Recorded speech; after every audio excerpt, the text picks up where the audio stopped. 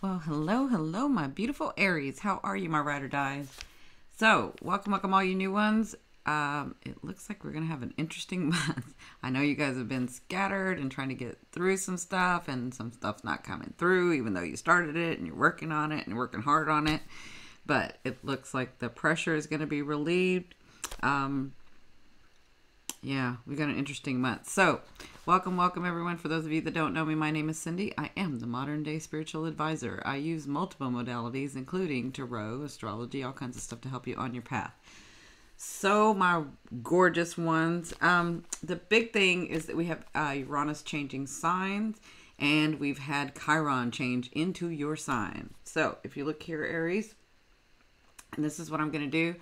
I'm only going to go through the highlights of what's going on for more in-depth about the aspects and how that's going to affect each house and how that's going to affect you. I'm going to do a video on my website for download for purchase.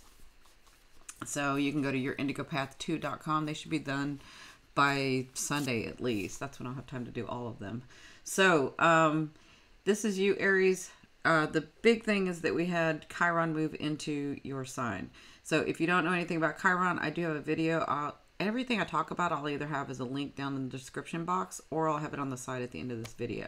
So if you want to know how Chiron acts, what you're supposed to do with Chiron and that energy, how to grow in that, what's going to be happening, there's a video that I have. So Chiron has come into your sign. Chiron is old. It feels like old wounds. It feels like there's, it's that place where you just, no matter what you do, it just doesn't seem to heal, right? And so that's moving into that has moved into your house. So there's some things that are coming up for you. So Uranus has done its thing in your house. It is at the 29th degree. To me, the 23rd, 24th degree to the 30th degree is when the actual manifestations of things begin to happen, physical manifestation. So Uranus likes to shock and awe, but it likes to shock and awe so that it can liberate you. Uranus rules the spiritual involvement, astrology, metaphysics, innovation, new technology, right? And so in your first house, which is your identity, you could have had some situations that it's like the tower. It shifts you. It takes you out of that situation and puts you in another one, right?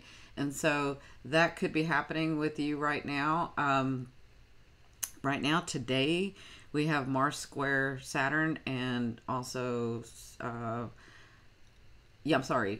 Mercury square Mars and Mars square Uranus. So we have like some really tough aspects today. So everybody's kind of probably on edge, especially you Aries. So we have, again, Uranus moving into Taurus. Uranus in Aries is going to it's behaving very differently than it's going to behave when it's in Taurus. Taurus wants stability, tactile, sensual.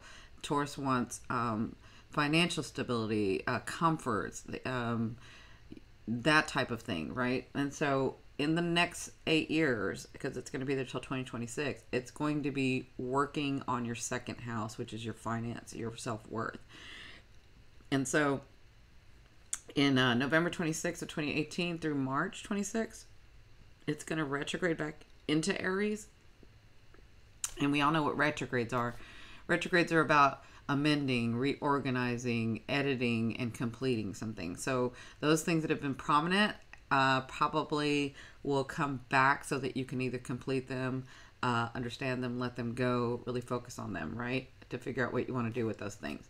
So the other thing too is that we're in Mars shadow. So Mars is your ruling planet. So you're probably feeling a little bit like, it could feel a little like when a Mercury goes retrograde, like nothing's coming through and you're getting frustrated and things like that happen. But think about, so Mars is in so this is you, 12, 11, I'm sorry, that's first, 12, 11, 10. So this is in your 10th house.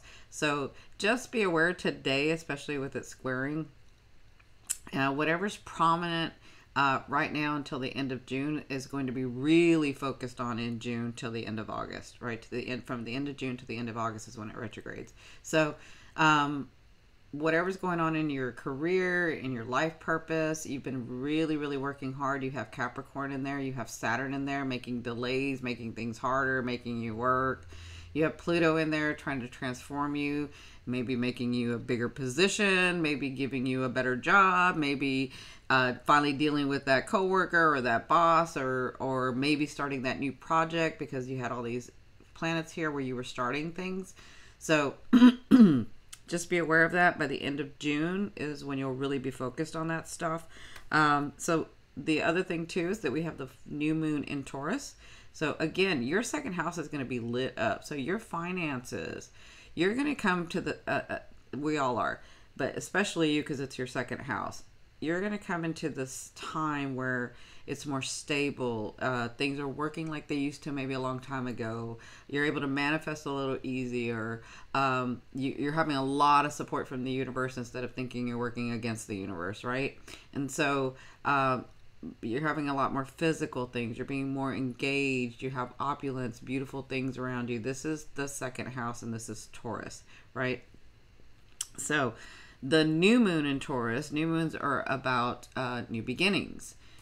New moons are about fate and destiny and what's going on in your path, right? So with the new moon in Taurus, it could come in a very physical way because Taurus is physical, tactile, grounded, right? So then we have the full moon in Sagittarius. So that's in your ninth house of belief systems. So with the full moons are about completions, endings, letting go of what no longer serves you. So when this full moon happens, you could be letting go of something. You could be coming to an understanding of something or someone or some situation, right? So this has to do with your belief systems or, higher learning. Maybe you were with a teacher or a guru or a mentor and you're ending that. Maybe it's time to, maybe you're done with that phase. Okay. And so then the great thing this month is that we have this beautiful, awesome 3 grand trines. So we have an earth grand trine, a water grand trine, and a fire grand trine. That's yours. That's your element, Aries. So the fire grand trine, they're going to come in very different ways. So grand trines are divinely guided gifts from the universe, from your higher self, from source, God, oneness, from your angels, guides, whoever you connect with. These are gifts that are brought to you that you wanted to experience. These are not gifts that you had to work for or think about or put energy into or decide about. Like, this is just going to come as a gift, okay? But they're going to come in three very different ways. So the Earth Grand Trine is going to come more of a tactile, physical thing. This is a gift for you on your path. The Water Grand Trine is going to be something that fulfills you emotionally. So something that fulfills you physically is the Earth Grand Trine, and something that fulfills you emotionally is the Water Grand Trine, and then something that fulfills you passionately to help you engage, to help you experience life again and laugh and smile and have some passion back in your life again. That's the Fire Grand Trine. So pardon me, I gotta change the dates here.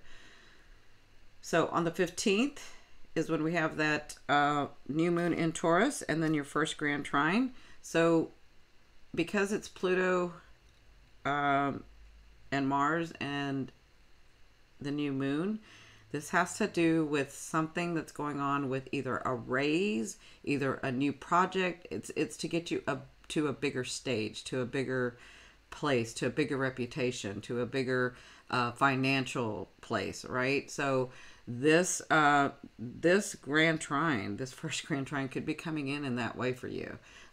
You could be getting more money. You could be getting that position that you've always wanted. You could be getting that status that you always wanted. You could be getting, there's lots of things. It kind of depends on your path and where you're at and how much you've worked through and let go. And it kind of has to do with all of that.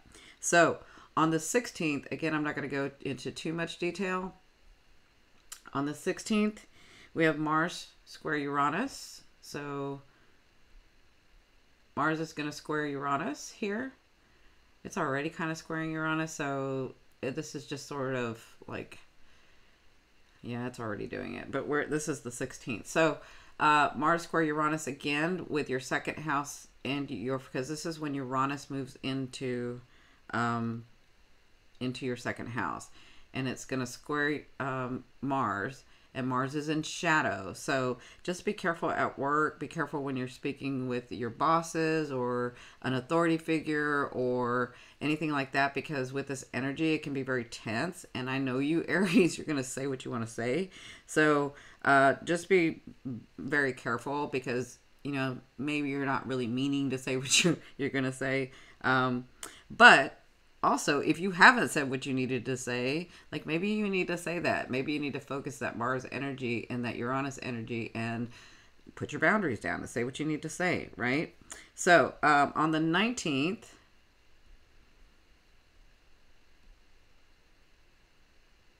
okay, let's look at the 19th. So on the 19th, we have Venus entering Cancer. So Venus is the planet of love, luck, and money. Venus wants to bring love, luck, and money into your fourth house. Your fourth house is your lineage, your DNA, where you came from, who you are, what you're doing, right? Why do I do the things that I do? Where did I come from? Why am I here in this place? Like that's kind of that fourth house, that personal kind of house. And what you learn in this house is that, you know, home ultimately is where your heart is. You have to have peace within yourself and abundance within yourself and happiness within yourself. And that's what you sort of learn in this house. But again, I don't want to go too deep. So with Venus moving into this house, something could be coming through for you with love, luck, and money. It could be an inheritance. Could be like somebody gives you a house, or somebody gives you a car, or somebody gives you that opportunity that you've been wanting, or somebody like, but this is from like your lineage. So maybe like if you believe in past lives, and maybe in your past life, you worked so hard, and you know, in this life, you're supposed to receive that gift, right? So, that could be happening for you. And, when Venus moves into Cancer, that's your second grand trine. That's the water grand trine. So that's Venus in Cancer, Pisces in Neptune, and Scorpio in Jupiter. So Scorpio and Jupiter has been working really hard. Neptune and Pisces, that's in your 12th house. So this is your 12th, 11th, 10th, 9th, 8th. This is other people's money, combined resources. You know, you could be talking about grants, loans, you and a partner's money that you're putting together. This is the house of transformation and understanding your power. So there could be something like with this trine, because we have a trine here. That's different than a grand trine, but we're going to have a grand trine. But this trine is a little different. This trine is opportunity, but you have to take an action. Where grand trine is you don't have to do anything. It just comes. So with this grand trine, something is coming about that has to do with other people's money or shared resources and who you are, and like a completion of something, because the 12th house is completions. The 12th house is also your past, present, and future life. 12th house is your connection to the other realms. So you could be having really intense dreams right now. Maybe many of you aren't sleeping very well because of this trine that's going on, because there's something that you're trying to figure out over here that you may be getting the answers through your dreams, right? Or you may be getting the answers as you're not sleeping, but then you kind of fall asleep and then something comes through, right? Like you could really be, or seeing synchronicities. Like it just kind of depends. But something's going on. But with this grand trine, you get a gift. You get a gift that fulfills you emotionally. I see emotional fulfillment for a lot of you. So that's happening on the 19th. Now on the 20th, move to the 20th. So on the 20th, the sun enters Gemini. So that is in your third house. That's your third house of communication, of media, of entertainment. If you're an author, or if your work is that you write or that you speak or that you communicate, you know, on a bigger scale sometimes. When the sun comes in here, so because Venus has been in here in your third house, maybe you had some luck or some love or some money come through. Maybe a partner. Maybe because your 10th house is lit up. Maybe the things that you were doing, you had some money come through or some luck come through or some love come through. But maybe you're still trying to figure it out, or maybe you're working on that grant, or maybe something wasn't finished yet. And so when the sun comes in here, it clears it up for you. It really aligns everything. When the sun comes into a house, it wants to brighten that house. It wants to align everything. It wants to shine everything. It wants to give you clarity. So there could be, I mean, I'm also seeing like if you're an author and you were having writer's block, maybe you begin to get unblocked here when Venus came in here, but maybe there's like this one section that you're having a problem with, and when the sun comes in here, it's going to clear up for you. Okay, so that's on the 20th. On the 25th, again, this is going to be prominent, this trine. And again, the trine is different than the grand trine. The trine is opportunities that come in, but sometimes we miss them because we don't think they are what they are, right? And so that's the difference between a trine and a grand trine. And then a sextile, it'll be a definite, I know what this is, I got to work for it, I got to say it, right? So that's kind of the difference. So on the 25th, something could be coming through, but this is like all month, this trine's going on. So there's going to be more than one opportunity. And then you have these 3 grand trines. So you're going to have gifts as well coming through. So on the 29th, pardon me. So on the 29th, wow. Okay. So on the 29th, we have the full moon in Sagittarius. So this is in your 9th house of belief systems. Again, there's something going on where you're needing to understand, let go, resolve in this house so that your belief system can expand, so that you can move into a different area of understanding, so that you're not holding yourself back. And I'm seeing this with not only the grand trine, but with this full moon. So with this full moon here, and again, it's your 3rd grand trine. So it's the full moon in Sag, the North Node in Leo, and this Chiron in your 1st house. Okay, so there is a gift coming to you that's going to help you understand passion again, help you understand that. You remember those days when you were like on freaking point and nothing could go wrong and you did what you want, da da da da da, like that, like being in the field in the matrix, like everything's right, everything's going, everything, it doesn't matter what you do, everything turns to gold. That's kind of what I'm feeling like this gift could be. But it has to do with your understanding, and it has to do with, so if this is your 4th house, this is your 5th house. So your 5th house is something you're creating.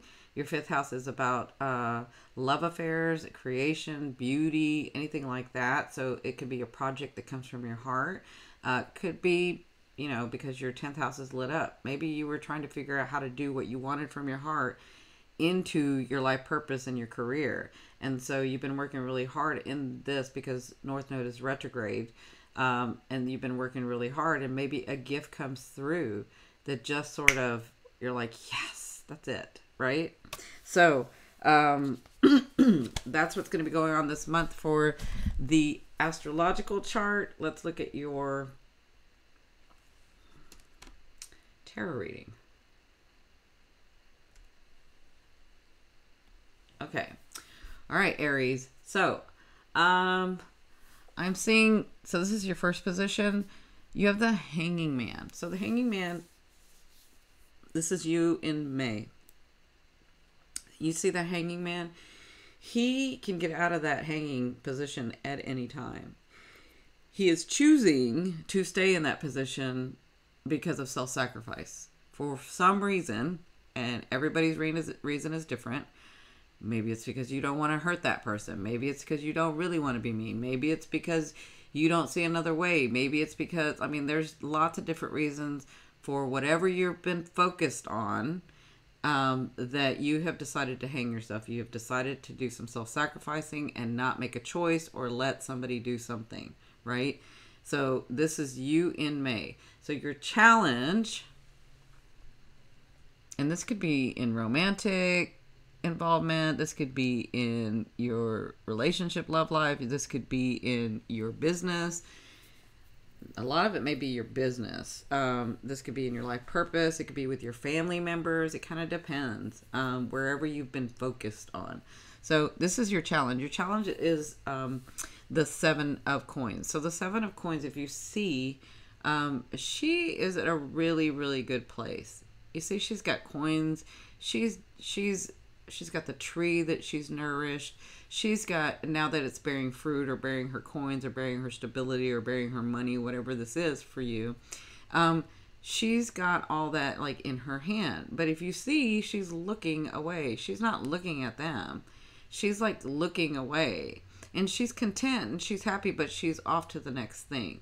So your challenge is, with this card, it's about not appreciating your now. And it's good. It's really good, Aries. You're really good at like looking to the future and looking to see what you want and looking at that. And that's all good. But your challenge is to come back to now.